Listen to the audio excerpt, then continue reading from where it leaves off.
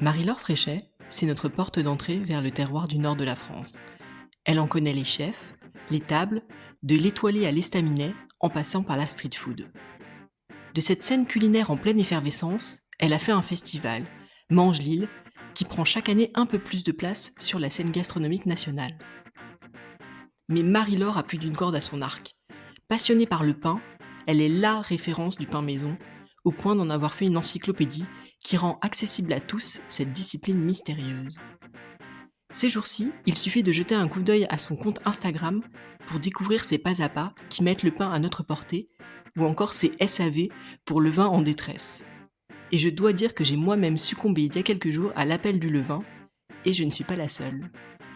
Mais Marie-Laure est avant tout journaliste, pour le magazine Saveur notamment, dans lequel elle vient de créer une rubrique La main à la pâte. La boucle est bouclée. Vous êtes prêts à passer à table? Je suis Adeline Glibota et voici le portrait de Marie-Laure Fréchet dans Girls in Food. Bonjour Marie-Laure Fréchet. Bonjour Adeline. Est-ce que vous pouvez vous présenter en 2 mots? Alors, vous l'avez dit, je m'appelle Marie-Laure Fréchet. Je suis journaliste depuis, 25 ans maintenant. Voilà. Je viens du Nord, je vis dans le Nord où j'exerce mon métier.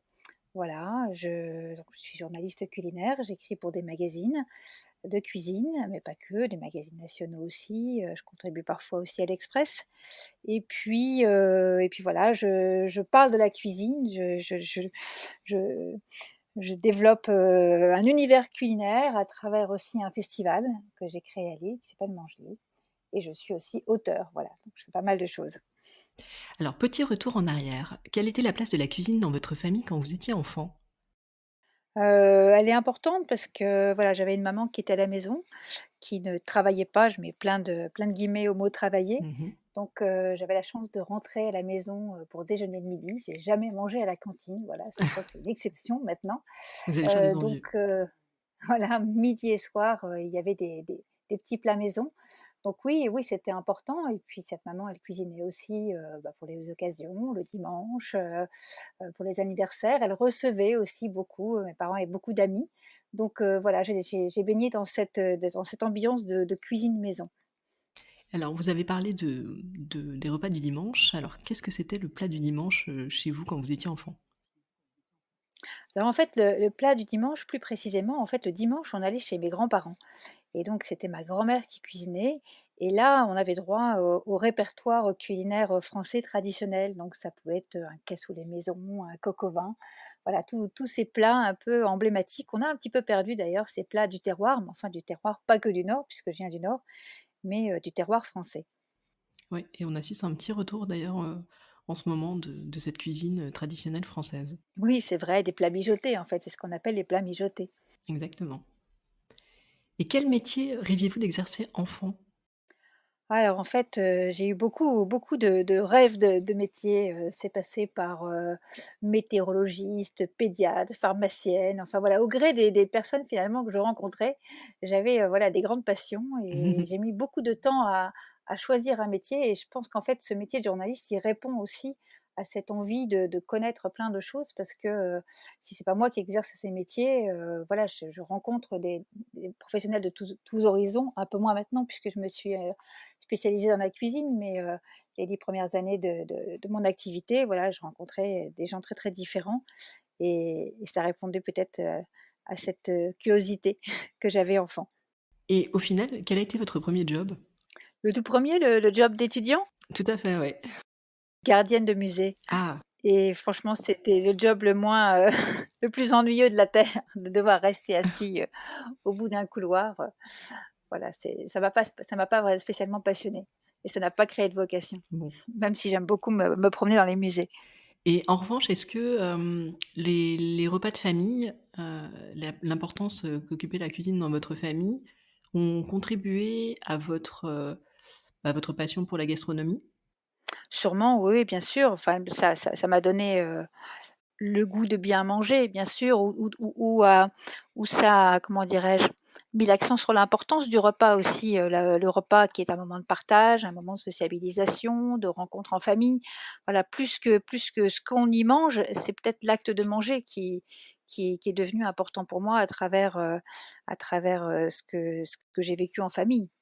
Est-ce que vous pouvez nous raconter votre parcours? Alors, comment est-ce que alors vous avez fait des études de journalisme qui vous ont donc destiné à votre métier actuel en partie. Oui, tout à fait. Quel a été le déclencheur de votre rencontre avec la gastronomie de manière professionnelle? Alors un peu par hasard, en fait, je travaillais pour un magazine, on va dire art de vivre, à Lille, où j'étais basée et puis en fait, oui, enfin vraiment un concours de circonstances, on m'a proposé d'écrire un premier livre, su un guide des restaurants à petit prix à Lille. Voilà et donc j'ai mis le doigt dans dans l'engrenage par ce biais-là.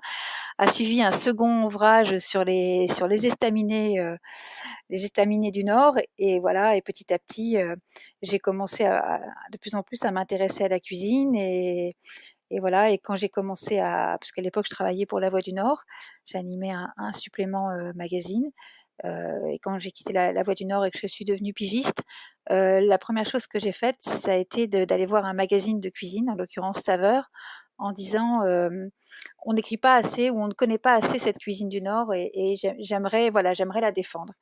Et c'est comme ça que j'ai commencé à écrire sur la cuisine, tout simplement. D'accord, donc vous avez aussi provoqué votre «chance» entre guillemets en contactant, le magazine qui vous intéressait, avec le sujet Oui, sûrement, voilà, qui vous intéressait. bah, c'était une façon de rejoindre plusieurs passions. Enfin, effectivement, bah, le plaisir d'écrire, mon métier de journaliste, mon intérêt pour la cuisine et puis, défendre aussi ma région. Enfin, on en parlera quand on évoquera le festival, mais c'est vrai qu'il y a 25 ans, à l'époque, c'était encore le Nord-Pas-de-Calais, c'était une région complètement oubliée et très, très, très peu valorisée, pas du tout valorisée d'ailleurs. Et que vous avez contribué à Bah, j'espère, enfin replacer sur la j'ai carte. et puis bon la cuisine c'est un formidable levier parce que ça parle à tout le monde. Donc je pense que c'était une bonne porte d'entrée, oui. Et à quel moment avez-vous su que vous avez trouvé votre voie? Est-ce qu'il y a eu un moment particulier? C'est difficile à dire, enfin vraiment ça a été, c'est donc voilà, c'est le croisement de plusieurs intérêts. Comme je disais, le plaisir d'écrire, j'ai toujours beaucoup lu, donc je me suis intéressée à l'écriture. Cette curiosité que j'avais enfant, voilà, elle s'exprime formidablement bien dans le journalisme. Donc voilà, c'est une sorte d'effet d'entonnoir quoi, à un moment, dans des parcours de vie, quand on est étudiant. Enfin, j'ai mis du temps à me décider parce qu'avant d'entrer à l'école de journalisme, j'ai fait une classe préparatoire. J'ai fait, Hippocagne-Cagne, j'ai fait une licence d'anglais, donc j'ai pris mon temps, voilà, pour petit à petit, affûter mon projet professionnel.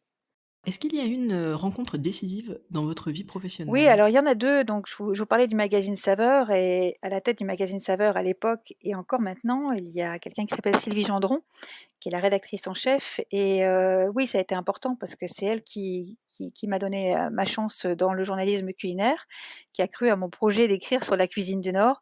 Le premier papier d'ailleurs, je crois que c'était un papier sur les estaminets évidemment, puisque je venais de sortir ce livre et oui, elle a beaucoup compté. Voilà, je pense que vraiment elle m'a mis le pied à l'étrier dans le journalisme culinaire et puis il y a une deuxième personne, on en parlera peut-être tout à l'heure quand on parlera du pain, c'est Roland Feuillas. Roland Feuillas qui est ce boulanger de Cucugnan et beaucoup d'autres choses, voilà, qui dans sa façon de voilà, d'aborder le pain, m'a donné envie de comprendre beaucoup de choses, d'aller au-delà de la recette justement et d'écrire différemment sur la cuisine et évidemment sur le pain.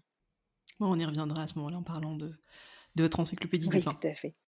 Marie-Laure, vous êtes journaliste, experte du terroir du Nord, mais pas que.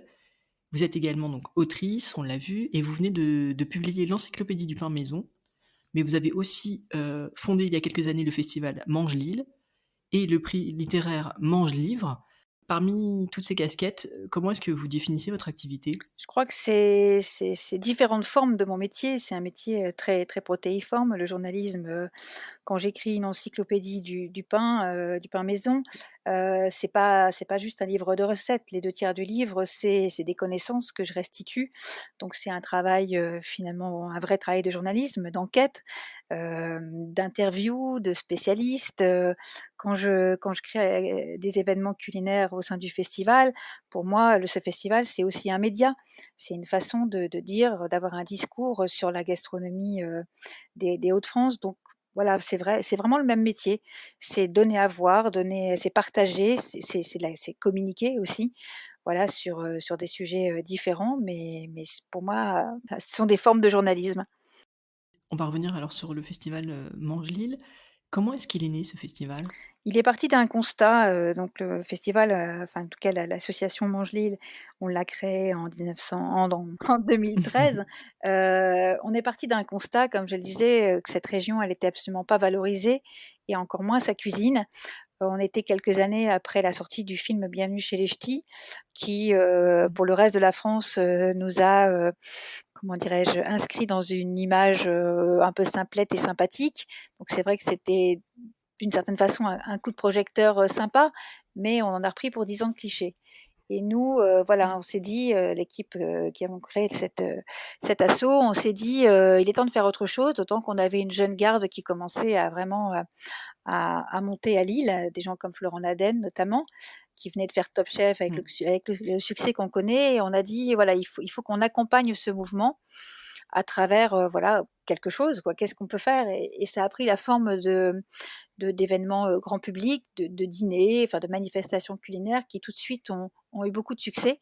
Donc ça a démarré un petit peu, sans qu'on ait vraiment une idée, voilà très très très élaborée de ce qu'on voulait faire, mais chemin faisant, on a construit ce qu'est Mangelil. On a depuis maintenant une charte de valeurs et Mmh. et voilà, je pense que l'idée de Mangelil, c'est de mettre de mettre un peu la lumière sur un territoire plus qu'un terroir, voilà, un territoire Mmh. culinaire avec ses forces vives, qui sont à la fois les producteurs et les chefs. Voilà et de montrer que, bah, on n'est pas ni moins bien, ni les meilleurs, ni quoi que ce soit. C'est pas du tout ça, c'est de montrer que sur ce territoire, comme dans tous les territoires en France, il y a des choses intéressantes et de les valoriser à travers, donc effectivement, des événements culinaires.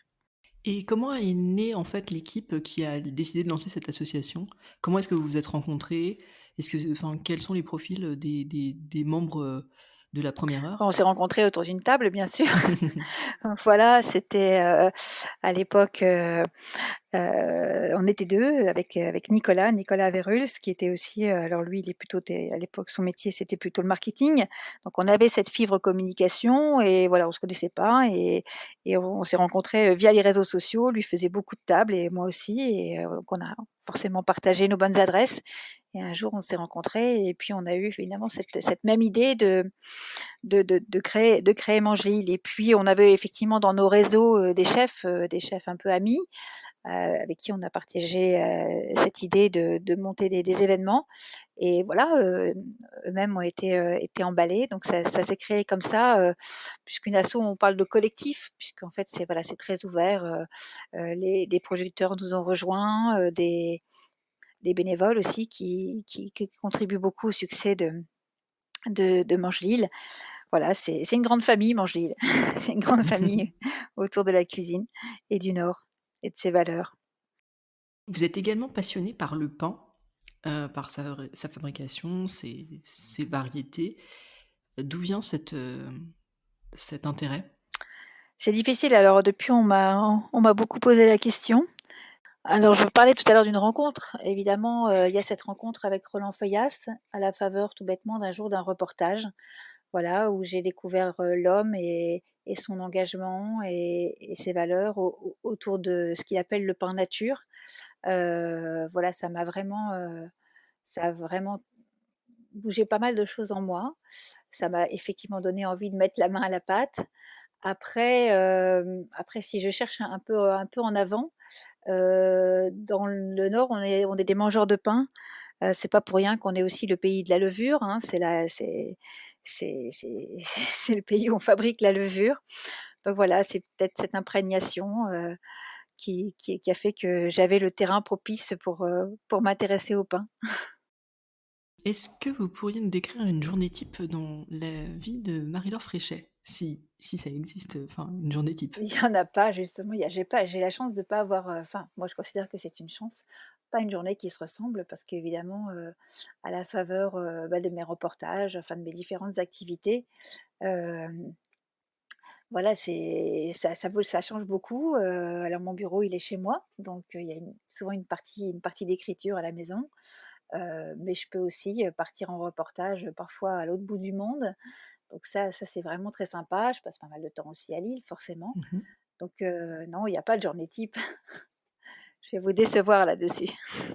C'est intéressant de savoir comment vous travaillez, en fait. Je travaille beaucoup, mais comme tout le monde, enfin c'est pas il y a pas de gloire à dire ça, j'ai des horaires qui peuvent être, je suis pas hyper du matin, enfin on va dire que je commence vers 9h. J'ai du mal à me mettre en route et puis parfois je peux travailler un petit peu tard le soir, ou le week-end, enfin voilà, c'est le privilège du télétravail, n'est-ce pas? Oui. Ou la contrainte. Et quelle est votre actualité? Quels sont les projets sur lesquels, vous travaillez en ce moment? Si vous souhaitez bien sûr les partager avec nous. Alors, bon, c'est un petit scoop, je prépare une nouvelle encyclopédie. Ah! Voilà, et je m'intéresse cette fois-ci, enfin ça sera la suite finalement du pain maison. Je m'intéresse cette fois-ci à la viennoiserie de maison. Génial. Voilà, donc j'ai encore les mains dans la pâte. Alors Marie-Laure, on va passer à une 2e partie de, cette interview, qui est consacrée aux femmes et à la gastronomie. Et je voulais savoir si le fait d'être une femme, ça avait une incidence sur votre parcours, d'après vous? Hem, j'ai beaucoup réfléchi à cette question, puisque vous avez eu la gentillesse de me la poser un petit peu avant pour que j'y réfléchisse, et j'ai envie de dire non, en fait. Non, mais dans un sens positif. Voilà, je me suis posé la question de: «Est-ce que ça aurait été mieux, ou est-ce que j'aurais fait mieux si j'étais un homme? Est-ce que ça aurait été plus facile?»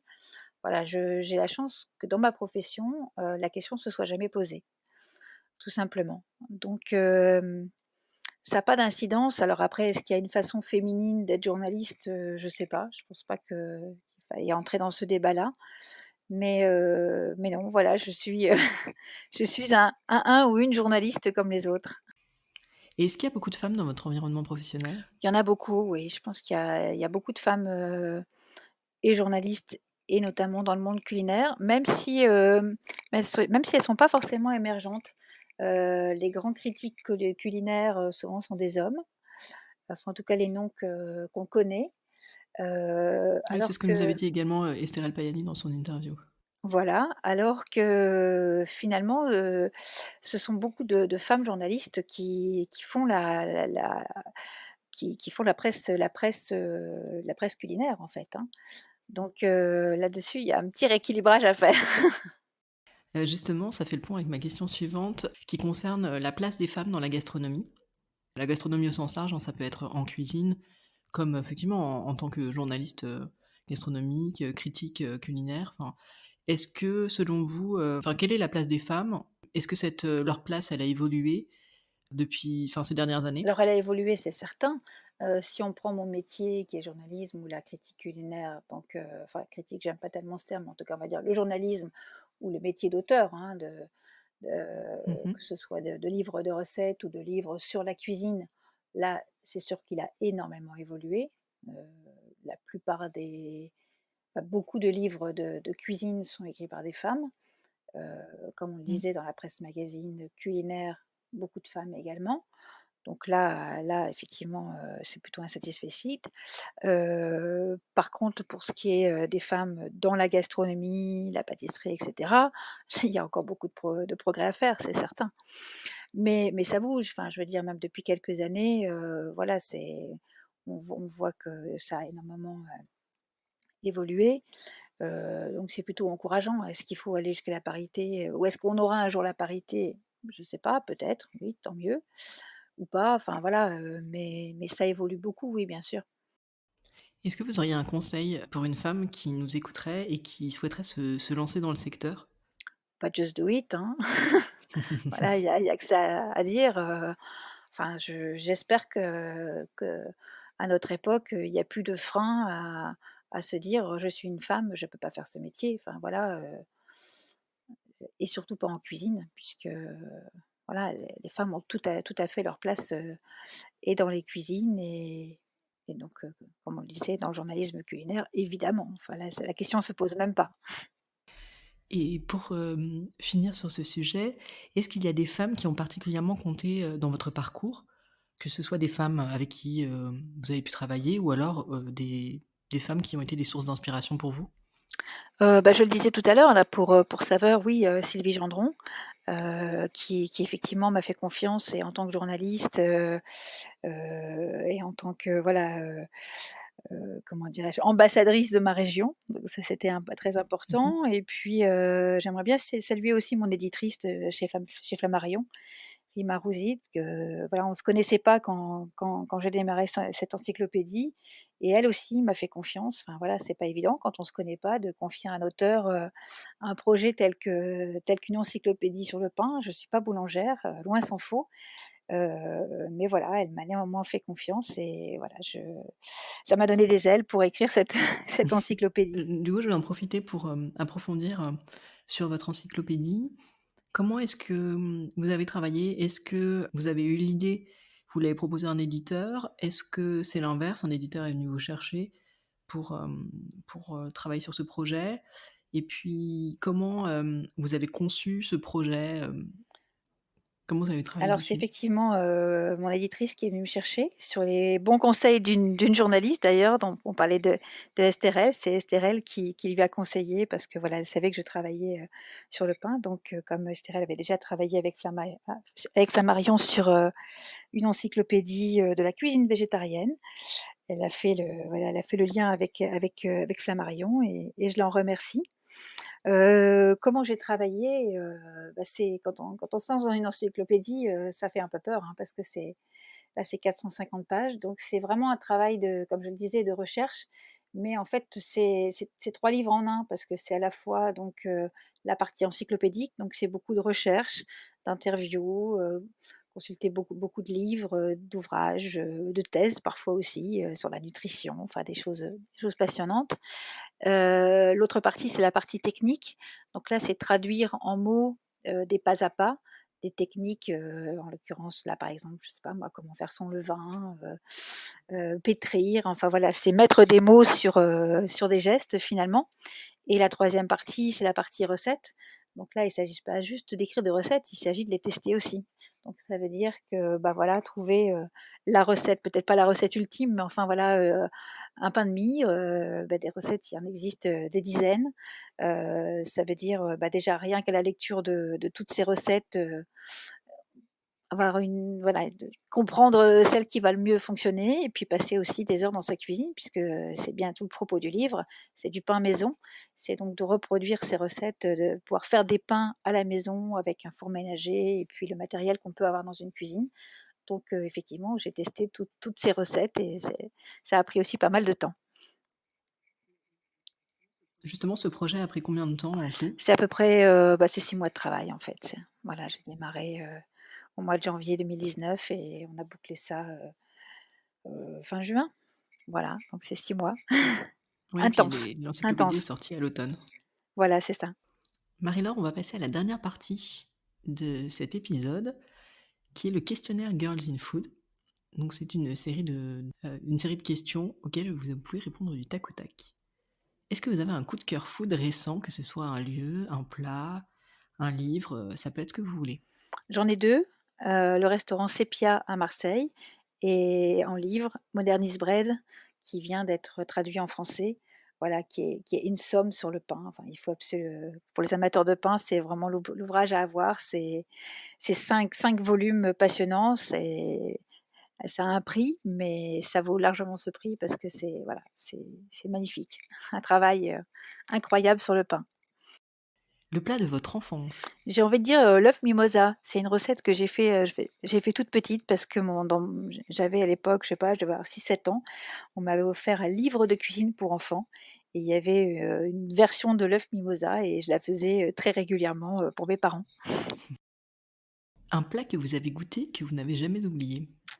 Alors je vais vous surprendre, c'est un plat tout bête, en fait, mais pas si bête. C'est une simple salade verte que j'ai mangée dans un restaurant, enfin pas n'importe lequel quand même à Londres, le St John, le restaurant de Fergus Anderson.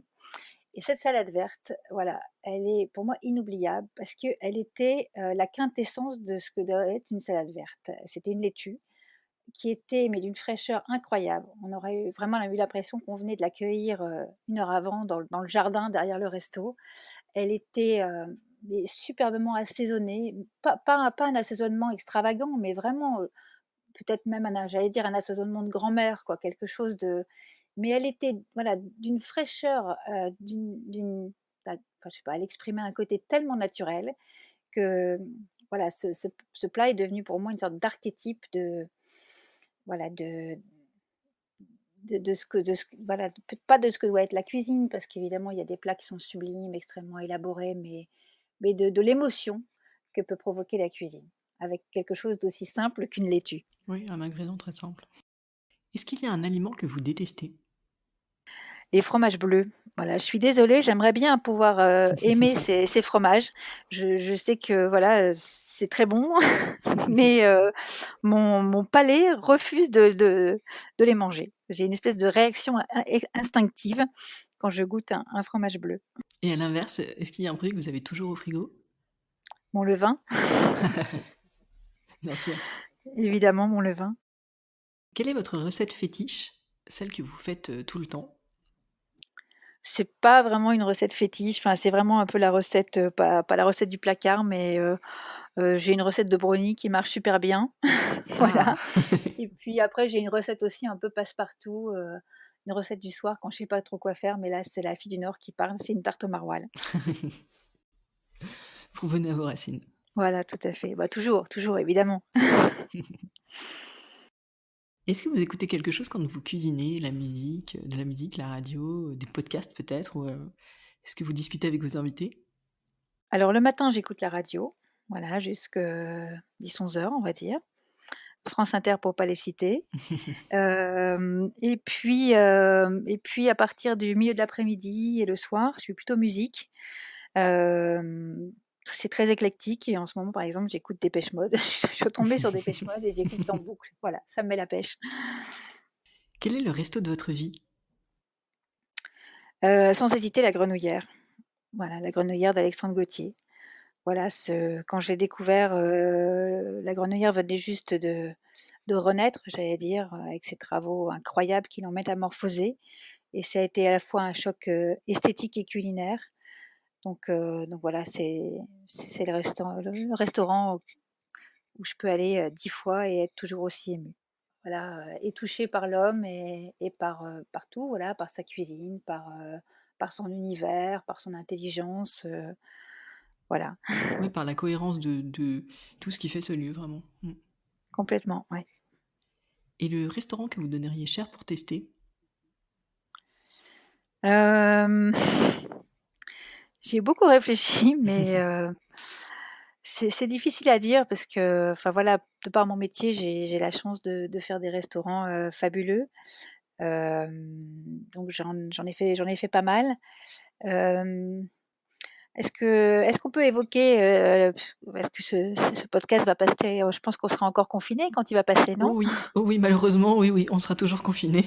On sera toujours confinés, alors je dirais là, je sais pas si je donnerais cher, mais spontanément là, ce que j'ai envie de faire, c'est aller simplement à la friterie du coin de ma rue. Voilà, d'avoir cette liberté tout bêtement. Bien sûr, quand on ne sera plus confinés, je vais avoir un grand plaisir à retourner dans tous les restaurants que j'aime et notamment ceux de Lille, bien sûr. Mais là, tout bêtement, ce petit plaisir d'aller au coin de ma rue chercher une frite, bien chaude, et de la ramener, à la maison en la grignotant dans le paquet, ce serait vraiment génial. Et toute dernière question, quelle femme souhaiteriez-vous voir interviewée dans un prochain épisode de Girls in Food? Je serais heureuse d'y voir, Claire Esler. Voilà, c'est une pâtissière, vraiment fabuleuse, Ouais, exceptionnelle. qui en ce moment, réfléchit beaucoup à son métier. Là, qui a engagé une vraie réflexion sur une pâtisserie, engagée et responsable et voilà, j'admire beaucoup son travail. Donc je passe le relais à Claire Esler. Ce sera bien volontiers. Merci beaucoup Marie-Laure Fréchet. Merci à vous. Merci à Marie-Laure Fréchet pour sa participation à Girls in Food. Si ce podcast vous plaît et que vous souhaitez le partager avec le plus grand nombre, rien de plus simple. Mettez-lui 5 étoiles et laissez un commentaire dans l'appli Apple Podcast. J'attends vos réactions sur cet épisode sur Instagram, sur le compte girls.in.food, ainsi que vos suggestions d'invités. À bientôt pour une nouvelle interview de femmes inspirantes.